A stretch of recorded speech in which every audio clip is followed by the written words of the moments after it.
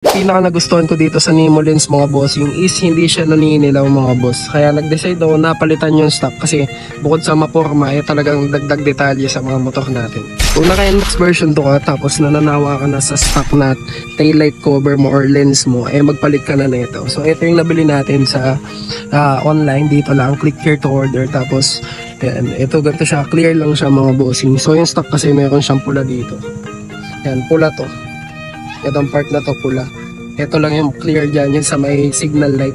So nag-decide ako na palitan mga bossing kasi may nagsabi sa akin na kulay pula pa din naman kahit palitan mo yung pinaka-lens. So yan, clear na siya. Pero pagka nag-signal light ako dyan mga bossing is ano pa din siya, red pa din siya. So baka iniisip ng iba magiging puti na yung pinaka-ilaw mga boss. So ano pa din yan, pula pa din yan mga bossing. Kaya safe yan sa LTO, wala yung huli.